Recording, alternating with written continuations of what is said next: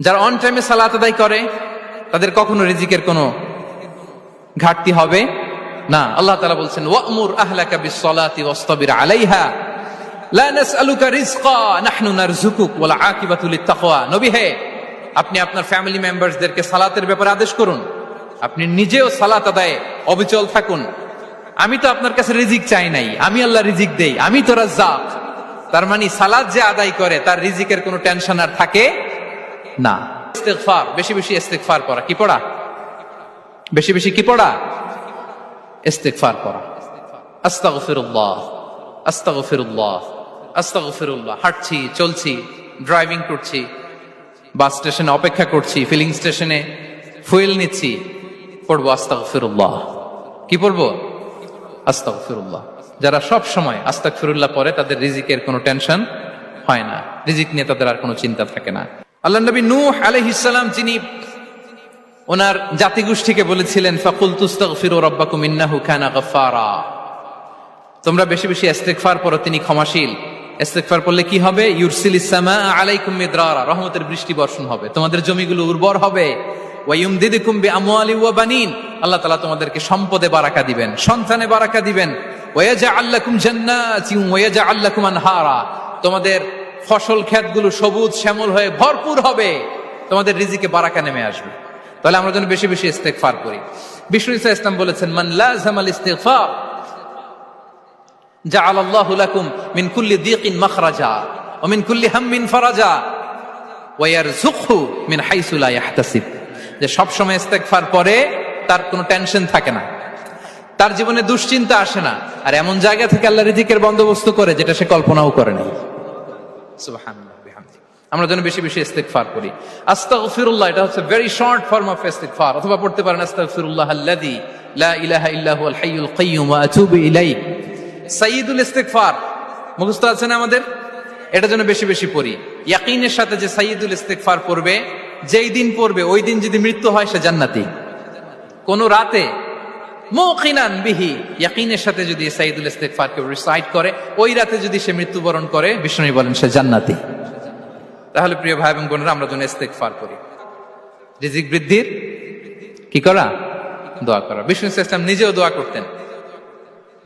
উম্মে সালামা রাদিয়াল্লাহু তাআলা আনহা, আমাদের আম্মা জান, তিনি বর্ণনা করেন রাসূল সাল্লাল্লাহু আলাইহি ওয়াসাল্লাম ফজরের সালাতের পরে সালাম ফিরিয়ে তিনি পড়তেন আল্লাহুম্মা ইন্নী আসআলুকা ইলমান নাফিআ ওয়া রিজকান তাইয়্যিবা ওয়া আমালান মুতাকাব্বালা। আই রিপিট, আল্লাহুম্মা ইন্নী আসআলুকা ইলমান নাফিআ ওয়া রিজকান তাইয়্যিবা ওয়া আমালান মুতাকাব্বালা। প্রত্যেকদিন ফজরের সালাতের পরেই বিষ্ণু ইসলাম এই দোয়াটা পড়তেন। আল্লাহ, তোমার কাছে আমি উপকারী জ্ঞান চাই। আল্লাহ, তোমার কাছে আমি পবিত্র রিজিক চাই। আল্লাহ, তোমার কাছে আমি কবুলযোগ্য আমল চাই, আমার আমলগুলো যেন কবুল হয়। এই দোয়াটা করতেন। এই দোয়াটা পড়বেন তো সবাই?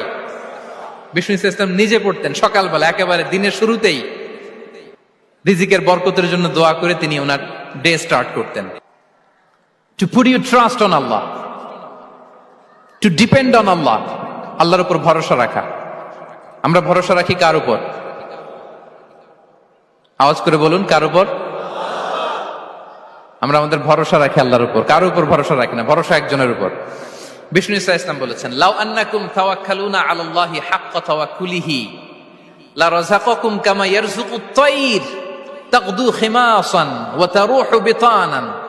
পাখি যেমনি আল্লাহর উপর তাওয়াক্কুল করে, তোমরা যদি এমনি তাওয়াক্কুল করতে পারো, তাহলে পাখিকে আল্লাহ যেমনি রিজিক দেয়, তোমাদেরকে আল্লাহ তাআলা তেমনি রিজিক দিবেন।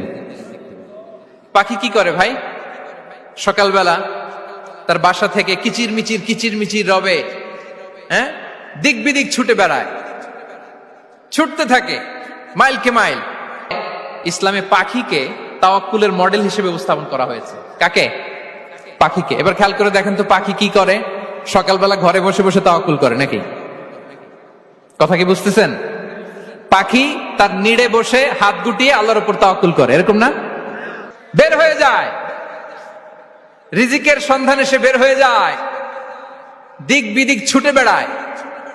বিকেল বেলা ওদর ফুর্তি করে আল্লাহ তাআলা পাখিটাকে নিড়ে ফিরিয়ে দেয়। সো পাখিকে তাওয়াক্কুল হিসেবে, তাওয়াক্কুলের মডেল হিসেবে বিষ্ণু ইসলাম সেট করলেন এজন্য যে পাখি তার রোলটা প্লে করে, তারপরে সে রিজিক পায়। এটা হচ্ছে রিজিকের এসেন্স, যে আমাদের রোলটা আমাদের প্লে করতে হবে। আমাদেরকে আমাদের চেষ্টাটুকুন করতে হবে, তারপরে আল্লাহ তাআলার উপর আমরা ভরসা করব। ইসলামে তাওয়াক্কুল is always at the second stage. The first stage is your role, your effort, your precaution, তারপরে হচ্ছে তাওয়াক্কুল। তাহলে বলেন, ইসলামে আগে তাওয়াক্কুল না পরে তাওয়াক্কুল? পরে। ইকিলহা সুম্মা তাওয়াক্কাল আলাল্লাহ। এক সাহাবী বলেন, ইয়া রাসূলুল্লাহ, আমার ওটের রশিটা গাছে বেঁধে তারপরে তাওয়াক্কুল করব না ছেড়ে দিয়ে তাওয়াক্কুল করব? বিষ্ণু সাল্লাল্লাহু আলাইহি ওয়াসাল্লাম বললেন, ইকিলহা সুম্মা তাওয়াক্কাল আলাল্লাহ।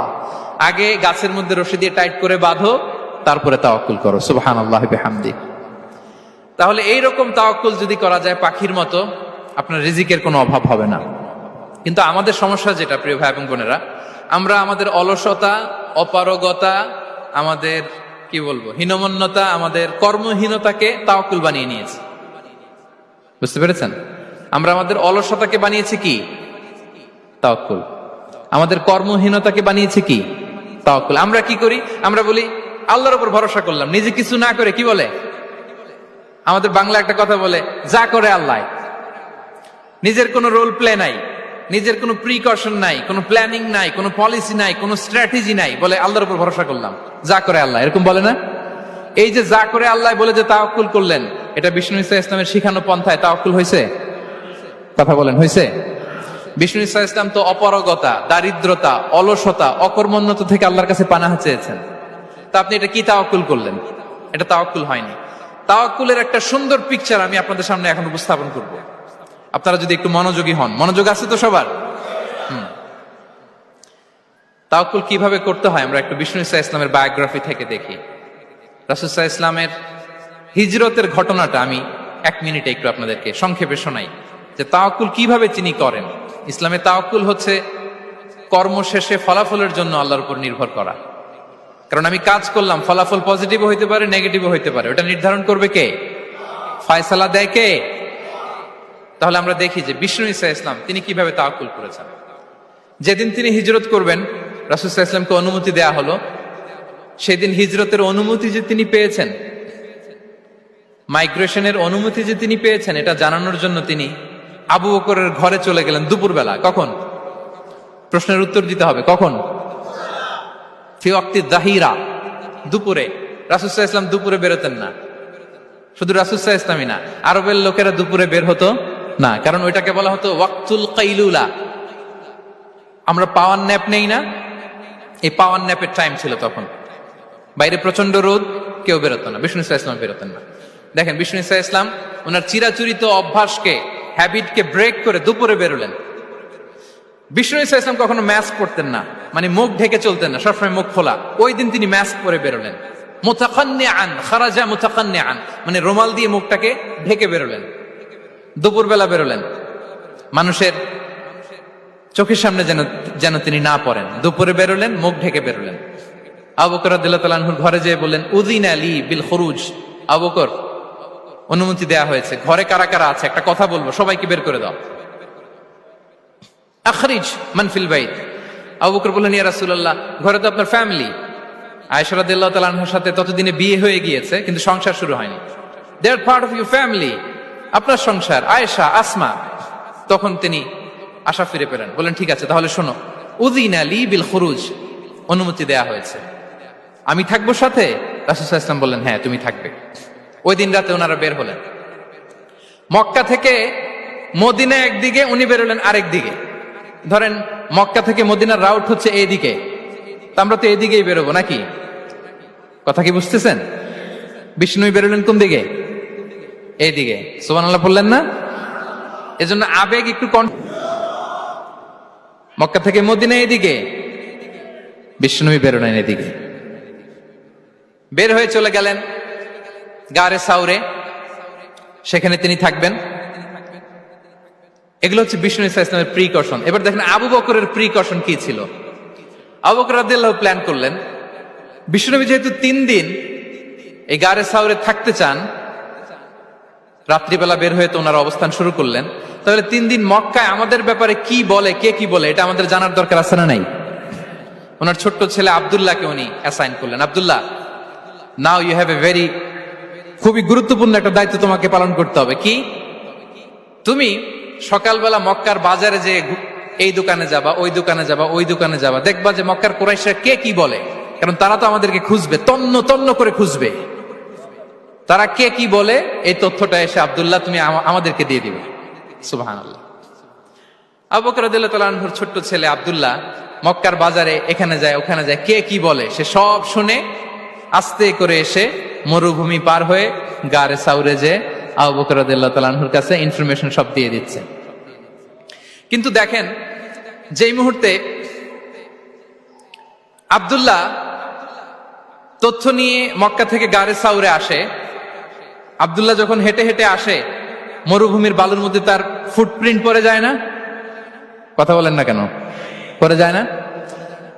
তা আবু জাহেল, উতবা সাহেবার তো বেশি কষ্ট করা লাগে না, তারা খুঁজতে খুঁজতে যখন আব্দুল্লাহর ফুটপ্রিন্ট পেয়ে যায়, ছোট্ট বাচ্চার ফুটপ্রিন্ট, এটা ফলো করলেই তো আবু বকর আর মোহাম্মদ, ঠিক কিনা? সুবহানাল্লাহ। আবু বকর রাদিয়াল্লাহু তাআলা আনহুর প্ল্যানিং দেখেন।